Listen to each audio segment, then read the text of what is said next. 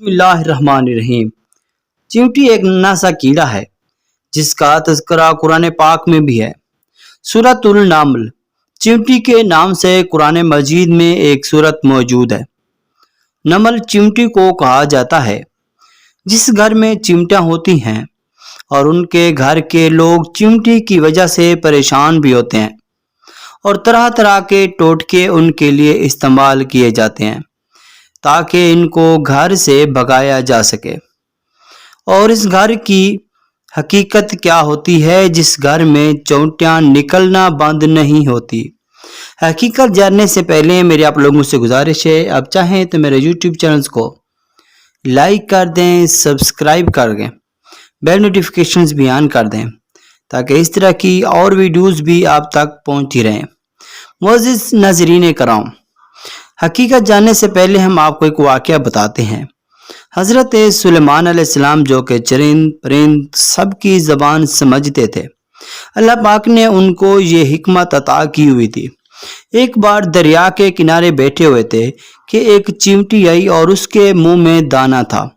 دریا کے کنارے آئی، تھوڑی دیر اس نے انتظار کیا، دریا سے ایک مینڈک آیا اور مینڈک نے منہ کھولا تو وہ چیونٹی اس منہ کے اندر چلی گئی، اور پھر تھوڑی دیر گزرنے کے بعد وہ دوبارہ مینڈک واپس آیا اور منہ کھولا اور چیونٹی باہر نکل آئی اور پھر راستے سے جانے لگی۔ حضرت سلیمان علیہ السلام نے چیونٹی سے پوچھا کہ کیا بات ہے؟ پہلے تم کو مینڈک لے گیا تھا اپنے منہ میں ڈال کے تو تمہارے منہ میں دانا تھا، اب تمہارے منہ میں کچھ بھی نہیں ہے۔ ہم آپ کو بارہا بتا چکے ہیں، حضرت سلیمان علیہ السلام چرند پرند کیڑے مکوڑے سب سے باتیں کرتے تھے۔ تو پھر چیونٹی نے اس کو بتایا، اے حضرت سلیمان علیہ السلام، جب میں جا رہی تھی تو میرے منہ کے اندر ایک دانہ تھا، اور دریا کے اندر ایک پتھر ہے، پتھر کے اندر ایک کیڑا ہے، اور اللہ پاک نے میری ذمہ داری لگائی ہوئی ہے کہ میں دانہ لے کر آؤں، اور مینڈک مجھے لے کے جاتا ہے اور پھر اس پتھر کو منہ کے اوپر رکھتا ہے، اور سوراخ میں سے میں چلی جاتی ہوں اور ان کو کھانا دے آتی ہوں۔ اور اس ذات پاک نے کس طرح کا یہ نظام بنایا ہوا ہے۔ تو پھر حضرت سلیمان علیہ السلام نے اس چیونٹی سے پوچھا، کیا کبھی اس کیڑے نے کبھی کوئی بات بھی کی ہے؟ اس نے کہا، جی ضرور۔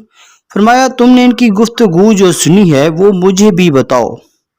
کیڑا کیا کہتا ہے؟ وہ کہتا ہے کہ اے ذات، میں سمندر کے اندر پتھر میں مجھے نہیں بھولا، اپنے مومن بندوں کو تو کیسے بھولے گا؟